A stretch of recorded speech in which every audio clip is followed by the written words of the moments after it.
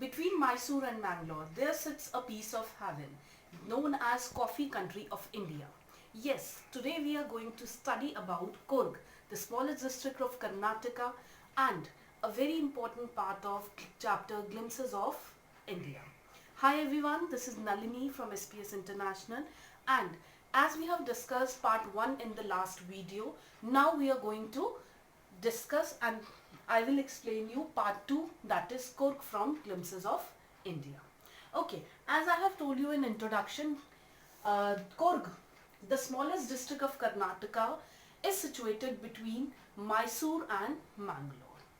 It is one of the famous place because it is inhabited by proud race of martial people. यहाँ के जो लोग हैं, they are famous for their martial arts.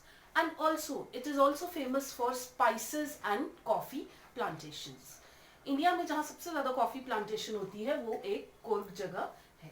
It is also famous for scenic beauty. Nature जो है वहाँ पे full Bloom में रहता है and it is very very beautiful in its joyful season. तो जॉयफुल सीजन की बात करते हैं तो नेक्स्ट इसमें आता है जॉयफुल सीजन. होता है जब मॉनसून आता है तो सब जगह तो बारिश होती है, ठीक है, बट वो कहते हैं इनका जॉयफुल सीजन स्टार्ट होता है September to March. It commences from September to March, क्योंकि उस वक्त क्या होता है कि जो एयर ब्लो करती है वो पूरी कॉफी की खुशबू से भरी रहती थी, यानी कि air is full of coffee fragrance. Okay, Coorg is also famous for evergreen rainforest. Coorg का जो लैंड है वो 30% एरिया एवरग्रीन रेन फॉरेस्ट से भरा हुआ है. एंड ऑल्सो स्पाइसेस वहाँ के बहुत फेमस है and coffee plantations. Okay, next है कुर्ग की हिस्ट्री. कुर्ग के जो लोग हैं वो कहते हैं कि वहाँ पर दो टाइप की थ्योरी फेमस है कि either they are the descendants of Greek और अरब्स. ठीक है, या तो वो ग्रीक को बिलोंग करते हैं या अरब को. अब स्टोरी क्या है, फर्स्ट स्टोरी सपोर्ट करती है ग्रीक को. Alexander as he was from Greece, तो कहते हैं कि अलेक्जेंडर की एक सेक्शन ऑफ आर्मी थी, मतलब पूरी आर्मी नहीं, एक सेक्शन आर्मी क्या थी, उस साउथ इंडिया में जाकर बस गई. एंड वो कहते हैं कि वॉर के बाद बाकी तो चले गए जब अलेक्जेंडर ने इंडिया को कॉन्कर किया था, बट एक सेक्शन ऑफ आर्मी यहाँ पे रह गई जिसने क्या किया, वहाँ का कल्चर और ट्रेडिशन ऑप्ट कर लिया. दे मैरिड टू लोकल्स और वो कहते हैं वहां से उनकी जनरेशन स्टार्ट हो गई. ठीक है, ये तो थी ग्रीस की स्टोरी. ग्रीक के डिसेंडेंट्स वो कैसे हैं. अब वो कहते हैं अरब के लिए, वो कहते हैं अरब डिसेंडेंट कैसे पता चलता है. अरब डिसेंडेंट्स पता चलता है उनकी ड्रेसिंग सेंस से.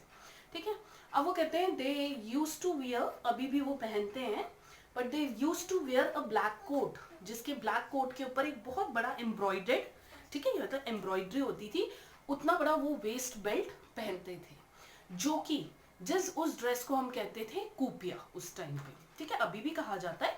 ठीक है, वो कहते हैं जो कूपिया ड्रेस थी वो अरब की थी, मतलब अरेबियन पीपल वहां के पे ब्लैक कोट और वो एम्ब्रॉयडर्ड पहनते थे.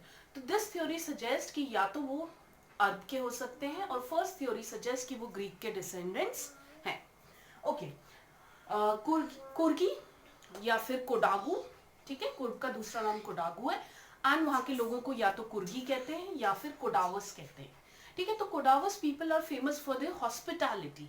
हॉस्पिटैलिटी मतलब अगर वहां पे कोई विजिटर जाता है घूमने के लिए या वहां पे लोग जाते हैं एक दूसरे के घर पे, ठीक है, तो वो कहते हैं वो बहुत अच्छे से ग्रीट करते हैं, उनका आदर सत्कार करते हैं. Okay, next Coorg regiment. ठीक है, Coorg regiment, as the writer says, it is one of the most celebrated regiment of Indian Army. Celebrated और decorated army का मतलब होता है जो कि काफी अच्छे से अपने आप को रिप्रेजेंट करती है या बहुत ज्यादा अपनी ब्रेवरी के लिए फेमस होती है. ठीक है, उसका फर्स्ट एग्जाम्पल है कि इंडिया के जो फर्स्ट जनरल थे दैट इज जनरल करियप्पा, और वो भी क्या थे, एक कुर्गी थे. ओके, नेक्स्ट पार्ट आता है.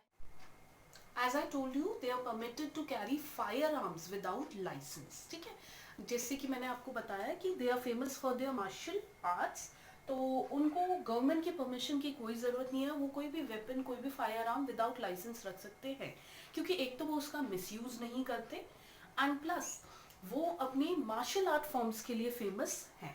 मार्शल आर्ट कहते हैं कि स्टोरी जो होती है उनकी प्राउड रेस की स्टोरी, मार्शल आर्ट्स की स्टोरी फादर सन की बहुत अच्छे से खुश होकर सुनाता है, और son they feel actually feel proud जब वो अपने फादर की मार्शल आर्ट्स की स्टोरी आपस में नरेट करते हैं। ओके, नेक्स्ट वाटर सोर्स क्या है वहां पे?